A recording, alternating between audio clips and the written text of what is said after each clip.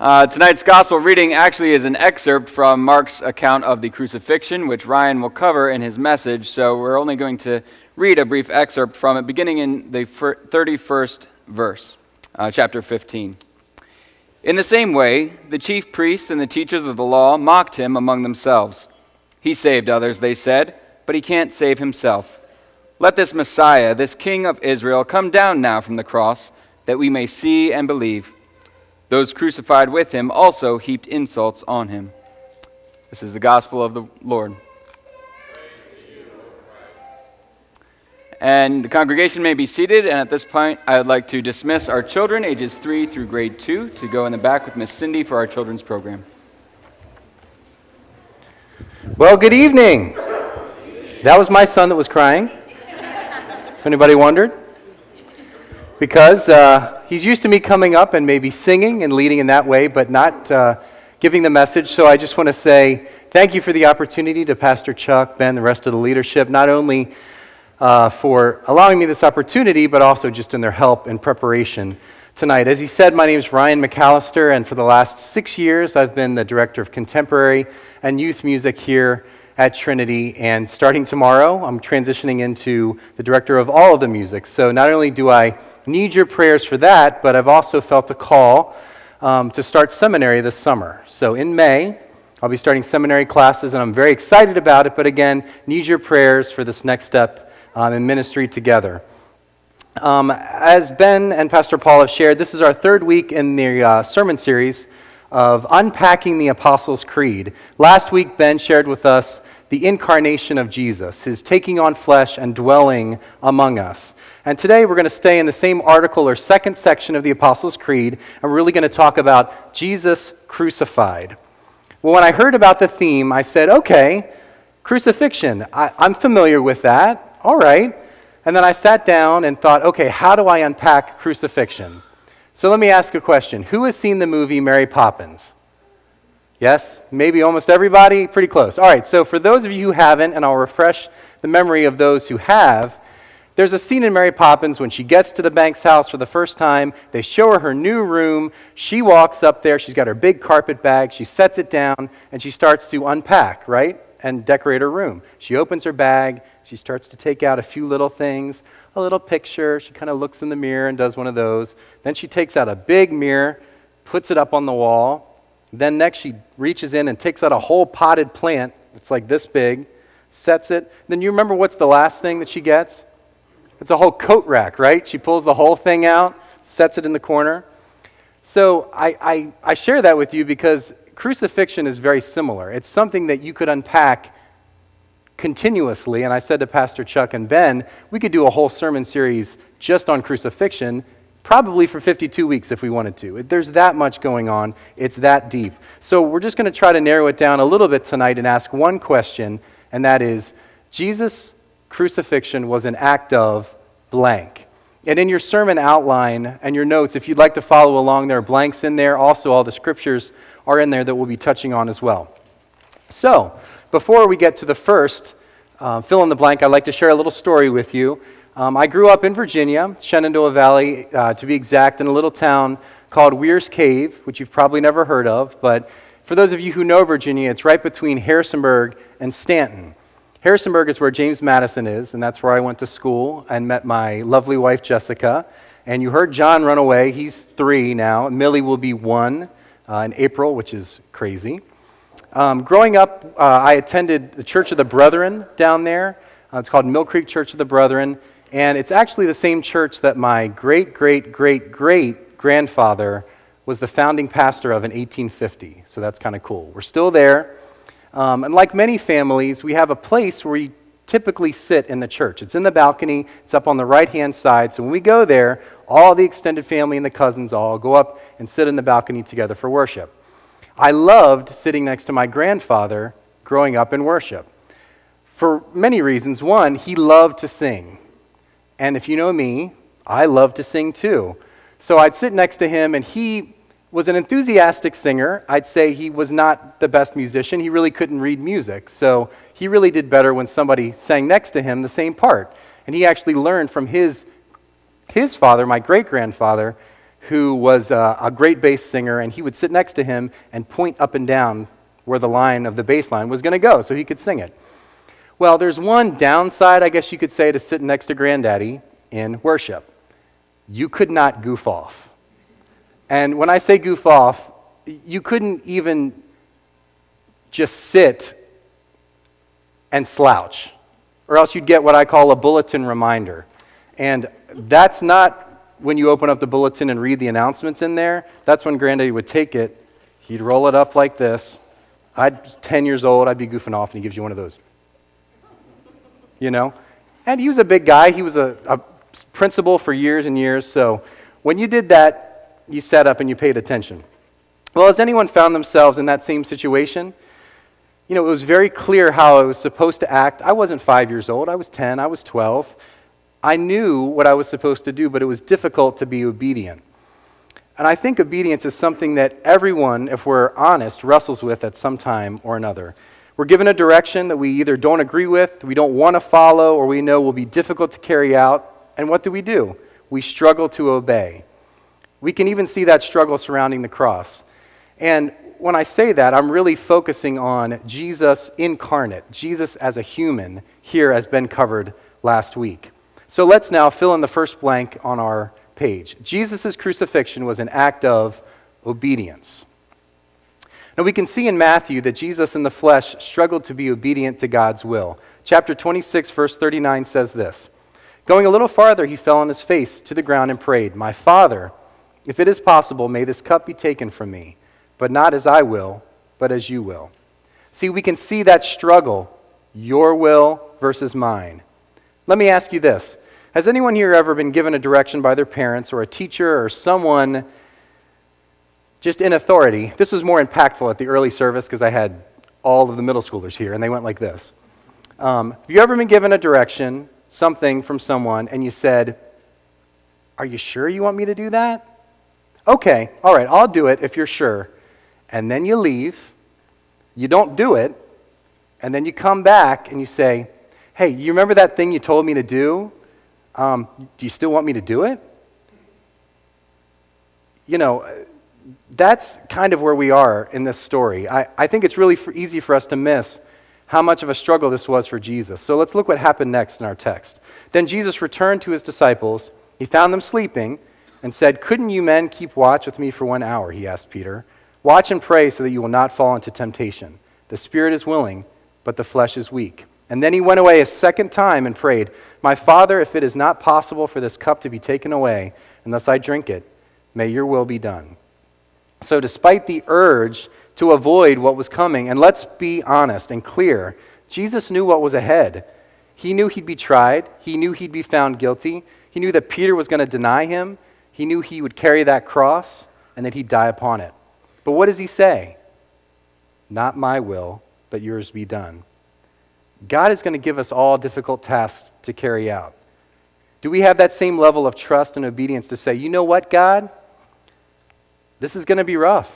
I don't know how I'm going to get through this, but you've called me to this task, and I will obey." For our second blank, let's write in, Jesus' crucifixion was an act of resisting temptation. So a few weeks ago, we heard about the temptation of Jesus by Satan in the wilderness. And I think if we look at that text and compare it to today, we can see a lot of striking similarities. So let's look again at Mark. It says, "Those who passed by hurled insults at him, shaking their heads and saying, 'So, you who are going to destroy the temple and build it in 3 days, come down from that cross and save yourself.'" You might be thinking, okay, wait, they're mocking him, and that's horrible, but how are they tempting him? Well, what does Satan say to Jesus in the wilderness? He takes him to the highest point in the temple, right, and says, "Come down from that cross." I'd say, "Come down, throw yourself down." So in both of these examples, what's so tempting to Jesus? What's tempting is that he absolutely could. He could come down from that cross in an instant had he chosen to. In the garden, right after Peter cuts off the servant's ear, Jesus says this, and this is really important. "Put your sword back in its place, for all who draw the sword will die by the sword. Do you think that I cannot call on my Father, and he will at once put at my disposal more than 12 legions of angels?" So here we have Jesus on the cross with the power to call down 12, not one, 12 legions of angels, while the crowds in front of him mock him and tempt him. And they tempt him repeatedly, right? In verse 32 it says, "Let this Messiah, the King of Israel, come down now from the cross, that we may see and believe him." And then in verse 36, "Now leave him alone, let's see if Elijah comes and takes him down." We see repeated temptation. Now, I don't like to make big generalizations, but, well, here I go. When you're sick, when you're hurting, who do you want to run to? Who's the first person that your instinct tells you to run to? Anybody? I heard it kind of softly. Yeah, your mom, right? Who was watching from a distance while Jesus was on the cross? Mary. I mean, God, I heard that, absolutely. Mary, right? Mother of Jesus, watching from a distance. It's hard to imagine Jesus in the flesh, not seeing his mom out there in the distance and wanting to come down and be comforted. And he could have. But what does he do? He says, "Not my will, but yours be done." Who here has a sibling, a brother or sister that they grew up with? How about a cousin or a close friend? Okay, probably about everybody. I want you to think for a second, and don't shout it out. We had some kids at the early service try to call this out. I want you to recall the worst thing that you ever did to your sibling. The meanest thing that you ever did. They didn't deserve it, where you were downright mean to them. Okay? Think about it for a second. Think about the circumstances. Think about what you did, what you may have said. And actually, I'll give you a little example. This is probably not the worst thing that I ever did to my sister, but it was pretty mean. We're about 3 years apart. My sister's name is Jenna. We were living in Pennsylvania at the time. It was a beautiful spring day. The sun was shining. The birds were chirping and singing. Bees were buzzing around. We were outside in our great yard. We had a swing set with a slide, monkey bars, all that fun stuff. And right next to it was a great climbing tree that had the low branches that you could climb on and jump off and give your mom a heart attack, which we like to do. And so we're out there. We're playing. And for no reason whatsoever other than to just be mean, I thought, yeah, I'm going to do something to my sister today. Yeah, so I said, "Hey, Jenna, hey, you see those bees over there? Yeah. You see the fuzzy ones? Yeah. Why don't you go pet one of those bees?" Yeah. I know, not my proudest moment, all right? Why don't you go pet one of those bees? And she was 4, and she didn't trust me that much because I'd probably done similar things to her in the past. But after some coaxing, she went over and she tried to pet the bees. And what happened? She got stung. She sure did. Ran inside, and I think to make things even worse, I probably lied to my mom that I'm the one who told her to do it. Again, not my proudest moment. But now let's all recall that thing that maybe you have done to your sibling, and we can think about Jenna as well. Now, let's think about as Jenna was touching that bee and getting stung, or when your sibling was hurting physically, mentally, however they were hurting, if in that instance they looked right at you and they said, "I forgive you." Before it was done, before the pain had subsided, before they even realized maybe the magnitude of what had happened, they said, "I forgive you." How would you have reacted? For our third blank, let's write in, Jesus' crucifixion was an act of forgiveness. Of all the miraculous acts surrounding Jesus' crucifixion, this is one of the hardest for me just as a human to wrap my head around. And let's remember for just a minute the state that Jesus was in. He was in the middle of crucifixion, which is widely accepted as one of, if not the most brutal and painful mode of death ever. How does that equal immediate forgiveness? The math doesn't add up. Yet Jesus, in that moment, petitioned God to forgive his executioners while it was still happening. And thinking about that, I don't know about you, but it just makes some of the things or people that I withhold forgiveness from seem pretty petty. Well, there are many more than just 4 answers to fill in our question today, but we're going to look at just one more. But before we do that, I want to show you just a short video clip on the screen. In light of the Olympics, I'd like to show you a little blast from the past. Let's see if you guys remember this. Let's take a look. It's just about 2 minutes.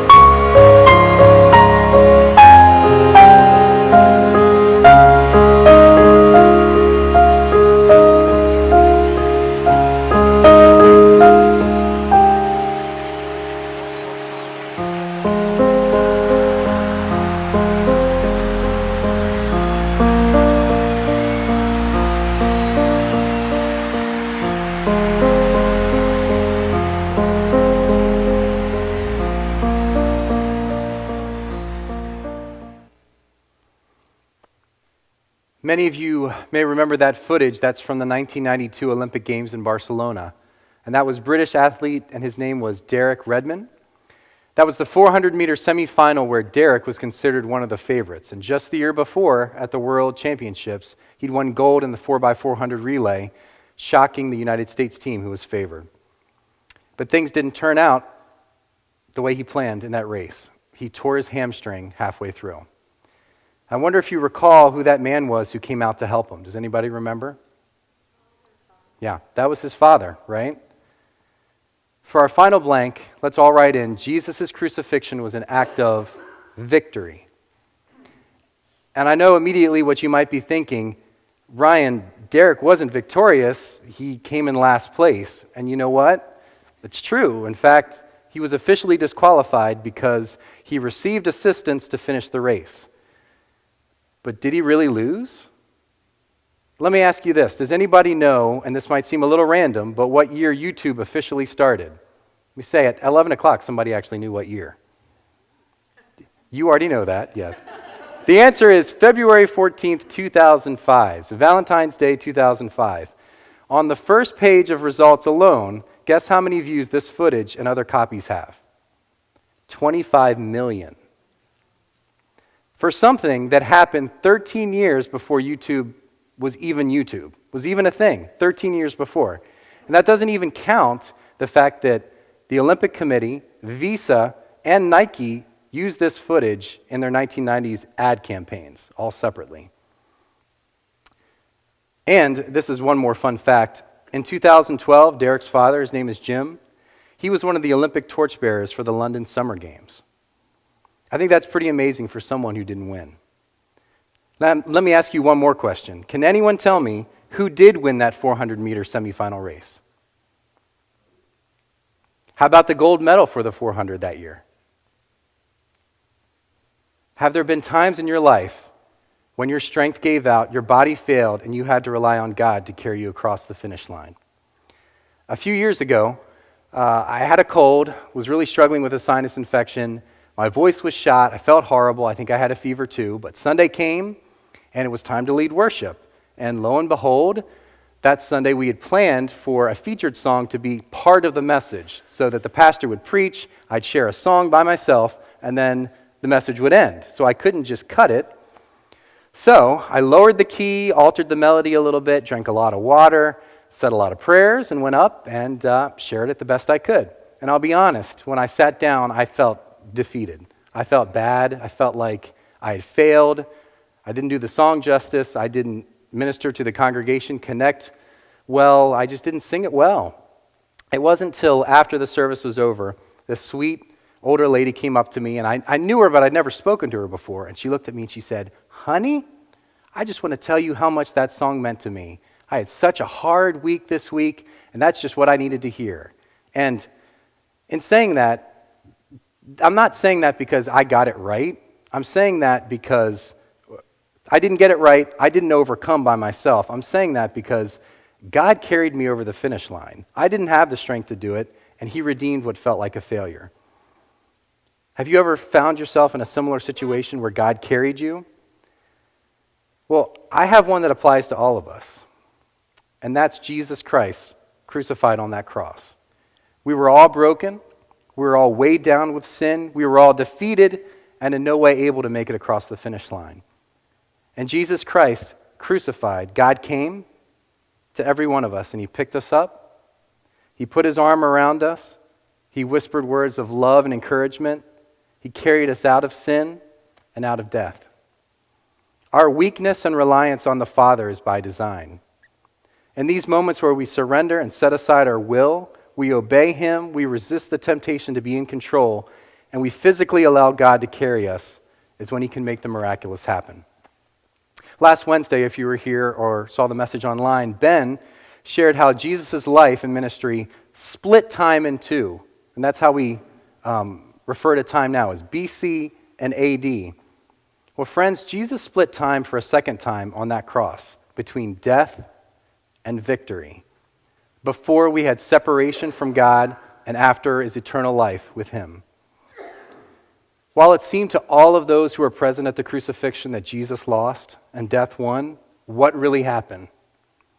Victory. Victory over sin and victory over death. For you, for me, and for all of those who proclaim Jesus is Lord. Amen.